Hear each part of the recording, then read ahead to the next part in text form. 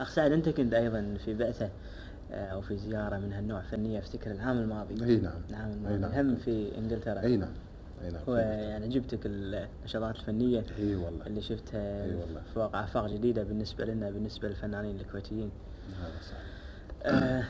طيب انتم يا جماعة، احنا طبعا علاوة على ان نسولف وياكم عن اعمالكم الفنية ونشاطاتكم وزياراتكم، ايضا الجمهور يهمه انه يعرف شيء عن الحياة الشخصية للفنانين اللي اما يشوفهم على خشبة المسرح او يقرأ اساميهم كمخرجين او ككتاب الى اخره. فالاخ سعد، انا يبدو لي ان وراك انت حياة حافلة او طفولة حافلة من المرح والارتباط بصورة عنيفة في البيئة الكويتية. يعني إلى أي مدى كلامي صحيح؟ والله هذا كلامك صحيح يا أخي.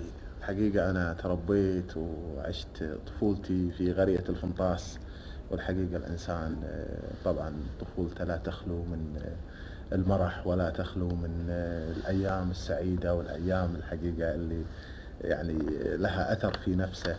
فأنت يعني طبعا أو كل أهل الكويت يعرفون الفنطاس قبل 20 سنة مثلا، أو قبل 15 سنة، أو قبل 10 سنين، أيام الحرية وأيام الكنار وأيام السدر، صيد الطيور وأيام السدر، وأيام الربيع اللي لين ركبة العشب اللي لين ركبة. حقيقة كانت أيام سعيدة وطفولة. في يعني الحياة هذه، هل تعتقد أنها هي اللي خلتك تنطبع بالطابع هذا؟ يعني لما شفناك في مسرحيات أو على المسرح مثل دور بوفليح اللي كان دور قروي بسيط، يمكن في قرية الفنطاس أيضا ما أدري إن مناظر شروب البقل والطيور اللي تشقشق والنباطة. في مسرحية عشت وشفت. عشت مسرحية عشت وشفت. هذه حياة القرية فعلا. يعني في مسرحية عشت وشفت هذه القرية. يعني أنا أقدر أقول لك إن هذه صورة صادقة عن القرية وكيف كانوا يعيشوا أهلها، يعني بأفراحهم وبأحزانهم يعني كل شيء. هذا بعدين يعني علاوة على هذا بين أخ سعد في المسرحية عشت وشفت الترابط الأخوي أو الترابط الروحاني اللي يتمتع فيه الكويتيين قبل. صح. تلقى مثلا الإنسان لا طاح مريض تشوف الناس كلها تزوره ويمدون له يد المساعدة، مع العلم أن حالتهم المادية يعني بسيطة جدا، إنما تحس إن في تآلف بين المجموعات هذه كلها. المسرحية كانت من إخراج الأخ حسين. الأخ حسين كانت ناجحة جدا. شخصية بوفليح نفسها أنا رعني فيها إن كأنك أنت في الواقع أثناء حياتك في الفنطاس شايف لك ريال شايف الشكل بالضبط، يعني مثل دور مشيته حركاته. في شخصيات مطابقة. لك هوايات أخ سعد تسويها أوقات الفراغ؟ والله أنا هوايتي الحداق.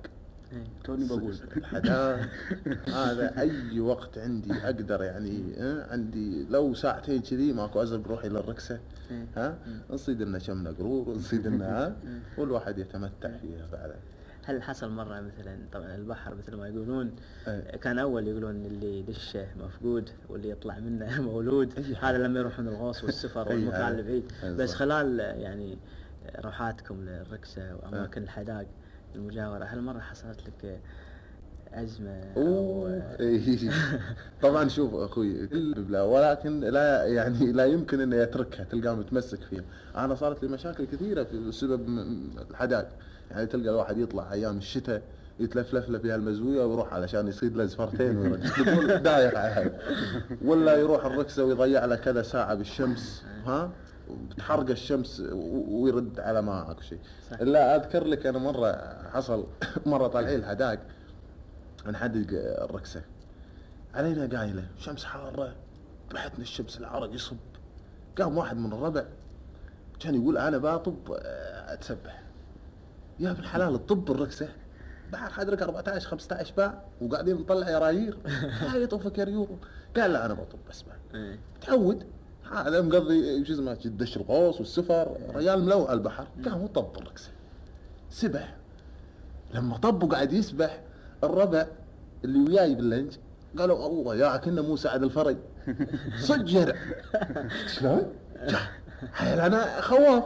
قالوا اذا ما انت خواف طب هذا البحر حدرك طب. اقول والله وقت شيء يشتي وطبره. طبتي اني بوريهم اني يعني انا ماني خايف، شجاع. وانا الصج القلب اقول لك طبيت الماي وكان على طول طبيت وكان ارد انقز واركب. قالوا اي بعد هم بتعد علينا انك طبيت؟ يا جماعه طبيت، انتوا ما شفتوني طبيت. قالوا لا يعني طالع الرجال اللي قاعد يسبح هناك ايش بعد عن اللنج. قمت كان اطب مره ثانيه. انا طبيت ولا يوم خبط البحر من هناك على جهه شيء سويتش ما ادري لبط ميت. رفيجي اللي معاي حدر نط وركب اللنج. لنج كبير 120 حصان، الريش عالي. انا ابي اركب اعصابي تبريدت مره واحده. اولا لاني طبيت وطلعت مرتين، ها، وثانيا من اللي لبط وراي. الحين ابي اركب ما قدرت اركب. يا ربع الحقوا علي ترى هذا ينتجني عن تحت. يا جماعه الربع قالوا لا، شافوني صج وجهي تغير وصج خايف. قاموا قالوا هات يدك، وعملت يدي كذي واثنين تعلقوا فيني. شكلي تحت في الماي مضحك فعلا، لاني شكلي صج خايف وعلى ضحك وعلى هذا. يا الربع تكفون، يبي يسحبوني ما يقدرون يسحبوني من الضحك فوق.